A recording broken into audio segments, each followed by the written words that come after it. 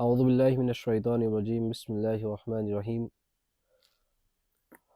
حضرت پیغمبر محمد رسول اللہ صلی اللہ علیہ وسلم کی پیاری زندگی، اس کا آج کا ٹاپک ہے حضرت آدم بھارت میں اترے، اور بھارت کا سب سے پرانا دھرم اسلام ہے۔ حضرت آدم بھارت میں پہلے اترے۔ طبقات ابن سعد میں لکھا ہے کہ آدم علیہ السلام ہندوستان کے ایک پہاڑ پر اتارے گئے اور حضرت حوا جدے میں اتری۔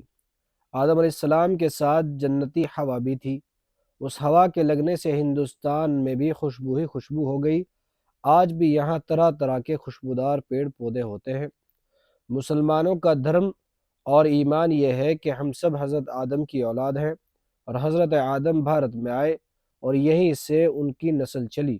انسانوں کو آدمی اس لیے کہا جاتا ہے کہ وہ آدم کی اولاد ہیں۔ بھارت کا سب سے پرانا دھرم اسلام ہے۔ اس سنسار کا سب سے پہلے آدمی حضرت آدم تھے جو بھارت میں آئے۔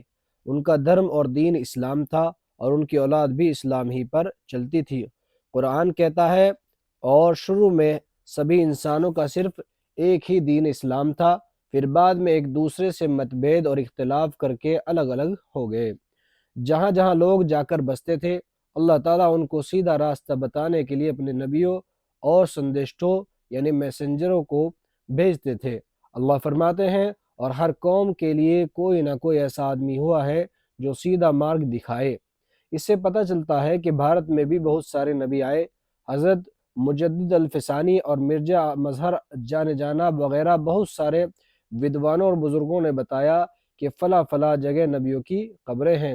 صحیح گیان نہ ہونے کے کارن لوگوں نے انہی کو دیوتا اور بھگوان سمجھ کر پوجنا شروع کر دیا، جبکہ وہ سب اللہ ایک ہی کی پوجا کرتے تھے۔ وہ سب اللہ ایک ہی مالک کی پوجا کرتے تھے اور دوسروں کو بھی اسی کی پوجا کرنے کو کہتے تھے۔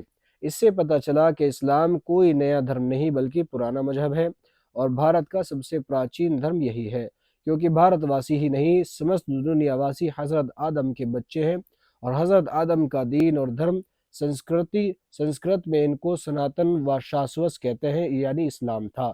ہمارا ہندوستان اور اس کے فضائل یہ اس میں لکھی ہوئی ہے۔ حضرت آدم اور شیطان میں فرق۔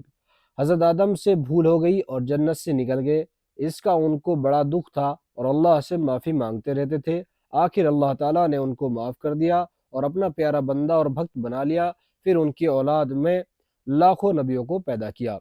دوسری طرف شیطان نے غلطی کی، غلطی پر شرمندہ ہونے کی جگہ گھمنڈ کیا اور کبھی معافی نہیں مانگی، جس کی وجہ سے آج تک ذلیل ہے، اور اس کی اولاد بھی شیطان ہی ہوتی ہے۔ اس لیے غلطی ہو جانا بری بات نہیں، بلکہ غلطی پر اڑ جانا، اس پر شرمندہ نہ ہونا، معافی نہ مانگنا برا ہے۔ حضرت آدم اور ان کے ماننے والے غلطی ہو جانے پر معافی مانگتے تھے، جس پر اللہ تعالیٰ معاف کر دیتے ہیں۔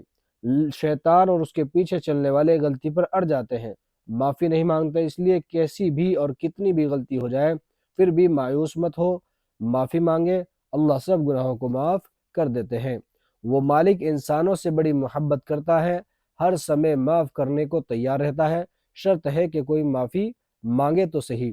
وہ مالک کہتا ہے، اے میرے بندو، جنہوں نے اپنی جانوں پر اتیاچار کر رکھا ہے، اللہ کے حکموں کی اوہیلنا کر کے وہ بھی اللہ کی رحمت دیا سے مایوس نہ ہو۔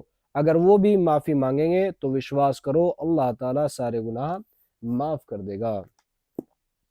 اللہ تعالیٰ عمل کی